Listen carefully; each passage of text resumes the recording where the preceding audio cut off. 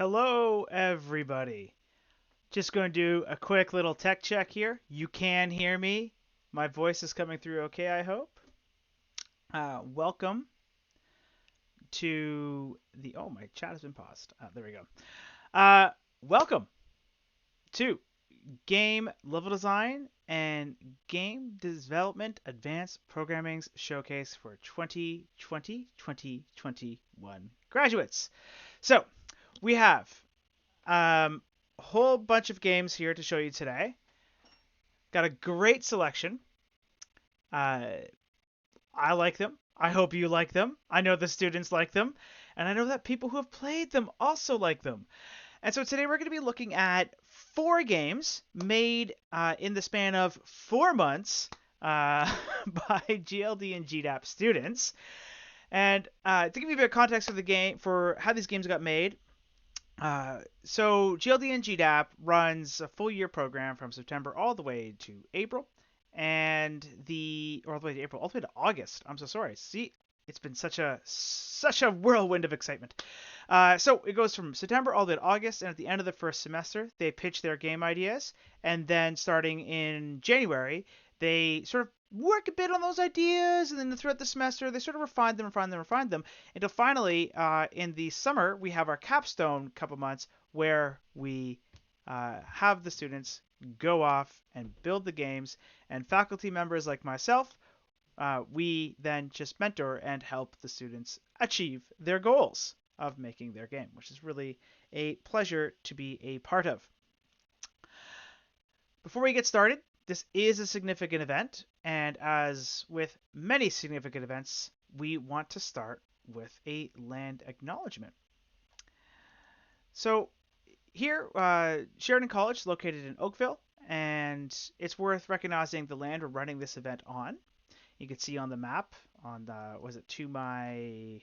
we are. You can see on the map over here, and you got a legend at top. You could learn a little bit about the treaties that we have signed throughout history, and I think it's really important that we acknowledge where we've come from and where we are. So we acknowledge that the land that we are meeting on is the traditional territory of many nations, including the Mississaugas of the Credit, the Anishinaabe, the Chippewa, and the Haudenosaunee and the Wendat peoples, and is now home to many diverse First Nations, Inuit, and Métis people. We also acknowledge that the lands we run this event on are covered by Treaty 14 with the Mississaugas of the Credit. So, if you're like me, you're probably curious about, hey, where do these treaties come from? What does it mean to be a treaty member? Because as Canadians, we are all treaty participants, and we have an obligation to live up to those treaties. There is so many ways to learn about this, and thankfully yesterday was the National Day of Truth and Reconciliation. So it's a great way to start your journey, if you haven't already, into learning about the ongoing history of Indigenous relationships to the settlers of Canada. So it is, as I said, a significant event. We have 4 games to show you today. We have Apotropaic, we have Hoags End, Space Shepherd, and To Save a Toy. And To Save a Toy is a special little treat for us.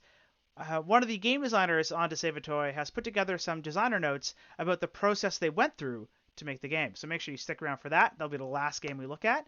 And yeah, I'm really excited to have that and share it all with you. I should probably also introduce myself. I'm Adam Clare. I'm the program coordinator of Game Level Design program at Sheridan College.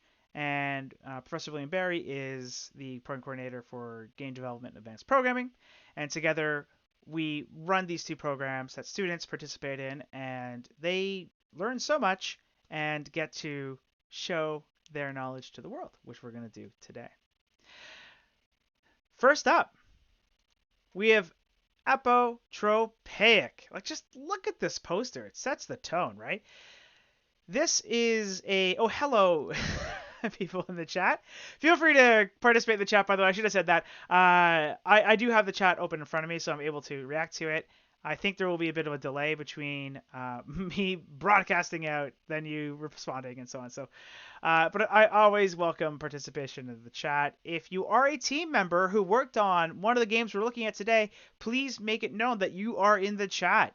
That way, if anyone has questions, they know who to connect with afterwards. There we go. We have Lack. Oh my gosh, just realized Lack has luck. That's great. So, Lack will take questions in the chat. That's superb. I'm going to tell you a bit about Apotropaic. So, Apotropaic, the game, here it is. Survive the nights as the little girl Eloise in a dangerous historic university riddled with monsters. With the help of Eloise's imaginary friend Murmur, she can set up deadly traps to protect herself from the monsters invading the university at night. Explore the university safely in the light of the day and unravel the mysteries of the university through talking to various characters you meet in the game. People behind this game were Sheila Byway, Lakshay, who's in the chat, Yusuf, and Allison. Together, they worked very hard to get this game out into the world, and here we go.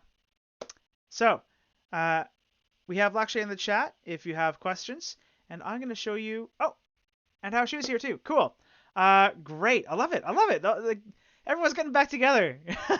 It's so good. All right, so without more of me talking, let's get over to the Apotropaic trailer. Here you go.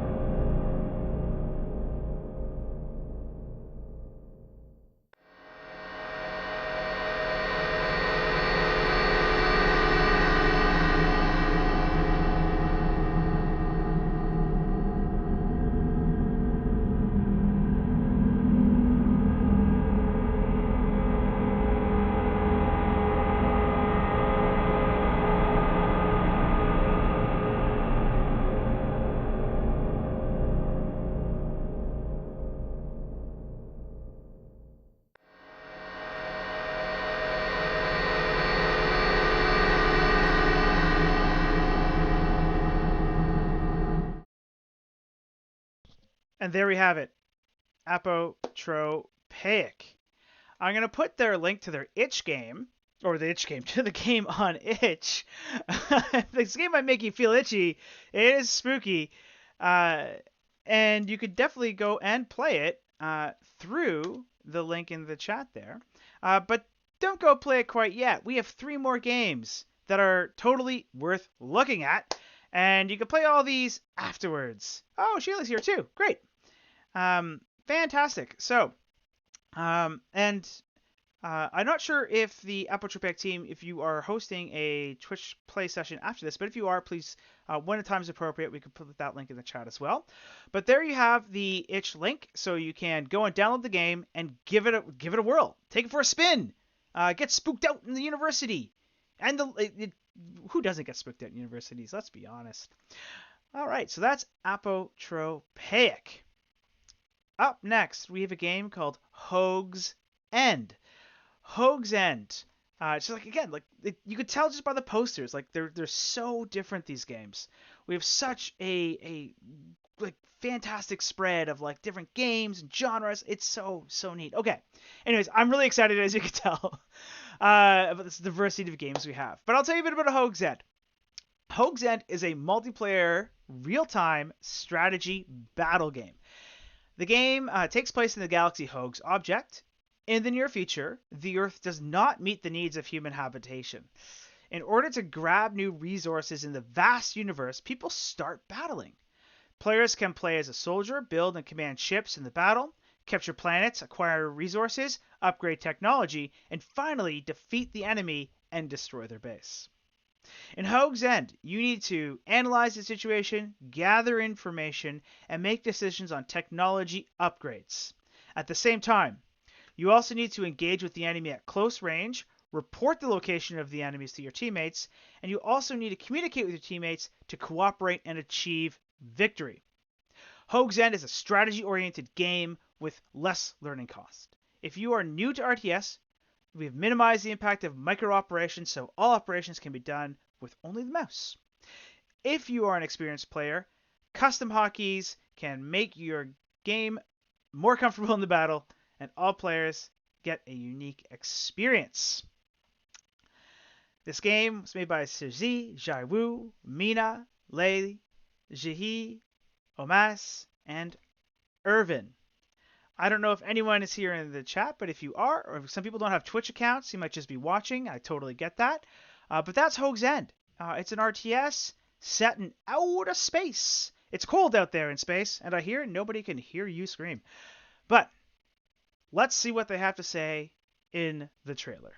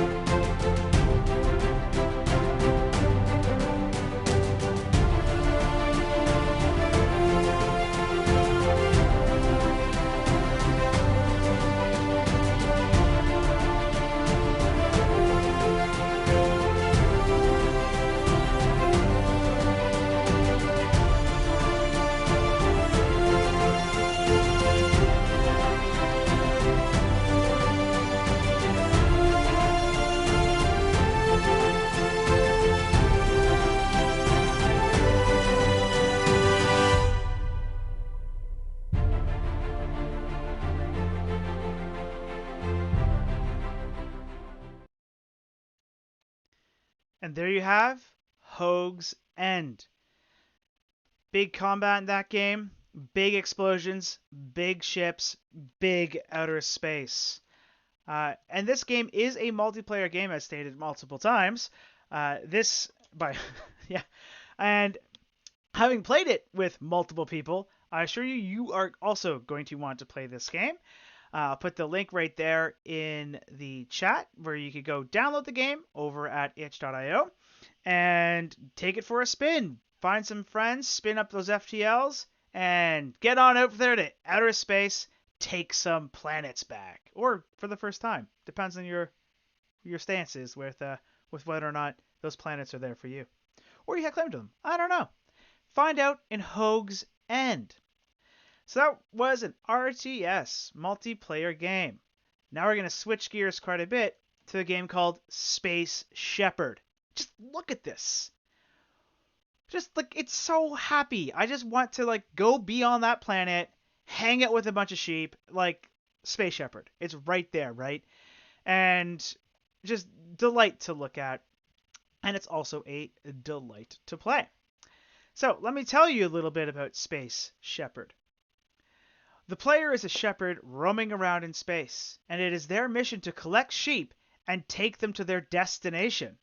However, because the road is long, collecting and building the player's home planet, the pocket planet, is an inevitable element of success. Traveling the universe, the player will encounter other planets beside the player's own pocket planet, which is a good time to trade, explore, and meet new friends. You get synthesizing props, cooking food, collecting materials, obtaining equipment, and earning more money are all the bases for you to move freely throughout the universe. It will also make your sheep happy. So good. And these sheep, when they are happy, you can tell. This game was made by Matthew, Richard, Shaolin, Yiming, Haoshu, and Ray. Together they made this really adorable game where you take care of sheep, you go from your planet to other planets, trading things, trying to figure out how to make your sheep even happier. And again, like when you see a happy sheep, you know the sheep is happy. It's just so good. Well, why say it when we can see it? Here's the trailer for Space Shepherd.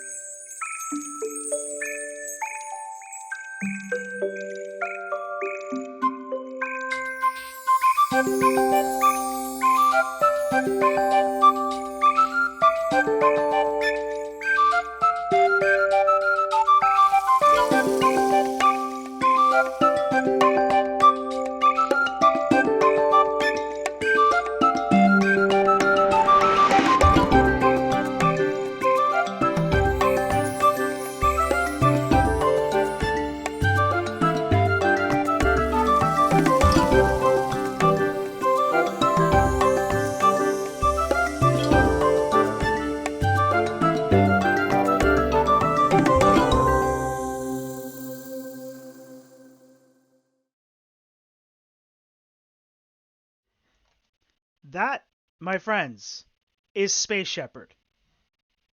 Again, these games were made in 4 months, and to see how far they came is just phenomenal. Space Shepherd, you can go from your home planet, your pocket planet, all the way to these other planets. It's epic in its proportions, and you could take it for a spin. You could try out Space Shepherd over again on itch.io. I'll put the link in the chat here, and you could download it and play that game right now. But please don't. We have one more game to look at today, and this game, after Space Shepherd, we have To Save a Toy. To Save a Toy, as you can see, is like there's a sort of mystery going on there. It's sort of like sneaky, you can tell on the poster. And To Save a Toy, again, made by the same people, same groups of students, GLD and GDAP students here at Sheridan College. And I'll give you a little bit about To Save a Toy. Imagine being a woodland ranger in search of your captive friend, held by the enemy. Here's the catch. You, the enemies, and your friends are all toys. To Save a Toy is a 3D stealth game that has a linear 3-act structure for gameplay. Our hero, Roy, is an archer, hence the enemies that he will encounter are much stronger than him. Our archer must set a course to save his friend by sneaking in, solving puzzles, and using tools to move forward in each level. More progress will bring more opportunities for the player, yet more challenging environments to overcome. The game will have a visual style akin to Disney's Toy Story. You'll see it all in the trailer. Letter blocks, building blocks, cliche toy items are visible throughout the game. The aim here is to have the player in the shoes of a toy that needs to solve problems using stealth and strategy, while giving the player a sense of childlike wonder from their surroundings. And the Save a Toy team is here. So it says karaoke guy, whoever that is. But hopefully a member of the To Save a Toy team, which is made up of Doruk, Mauricio, Kevin, Steven, Ryan, and Vicky. Their work together has been fantastic. Oh, it's Mao. Hey. So Mauricio actually, who's in the chat, he actually has created a nice little video that explains the design process behind To Save a Toy. So I'll run that in a second, and then right after that, I will run the trailer for the game, and we'll go from there. So here we go. Get to hear from Mao himself. Hi, my name is Mauricio Castro. I worked as a designer on To Save a Toy, and today I'm glad to present to you the overall design of the game. Please have a look. To Save a Toy is a third-person stealth game in which you play as Roy, a woodland archer toy who needs to save a kidnapped toy from the bully's room. To do this, he must sneak his way through while avoiding being seen by toy robots across the level. The game is aimed at people who have no previous experience with stealth genre, making it accessible to every gamer looking to play something with a lighthearted mood. To create this experience, we focused on the core mechanics of a stealth game: walking, running, sprinting, crouching, and walking while crouching. With this, players have enough tools to move around the enemies and stay hidden without making any noise, and allow them to run for cover if so is needed. After this was decided, we developed two mechanics that would support the other ones: rolling and shooting with the bow and arrow. We didn't consider shooting as a core one because the game should be able to be cleared without shooting a single arrow once they're out of the tutorial. The AI for the enemy robots was planned in a similar fashion. We figured out what made the core functions of a patrolling enemy. There are two main states for the robot's AI: patrolling and alert. To stop the game from being extremely easy, we made it so robots can only be deactivated if they're shot in the back.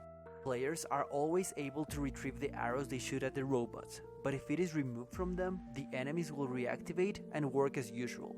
The level was planned linearly to provide a clear objective for the players. To clear a stealth beat, players will have to melt the chocolate bar by placing a battery on the mighty Chocolate Layer 2000, powerful enough to melt the delicious candy. Difficulty across the stealth beats was leveraged by increasing the amount of enemies, number of batteries to find, and reducing the amount of ammo given. The further the player goes into the level, the less arrows they'll be able to shoot. Stealth games tend to be very stressful on people, something that not everybody likes. To leverage this, there are easy puzzle beats for every core stealth beat in the game. These are the Watchtower puzzles, in which the objective is to climb to the top of them. The question is how. To make them, we planned two other mechanics: climb and pushing and pulling these Rubik's Cubes. All the puzzles in the game are planned to just make use of these mechanics, so players don't get overwhelmed by the options presented to them. From all of us at the team, thank you so much for watching, and we hope you're looking forward to experience it yourselves.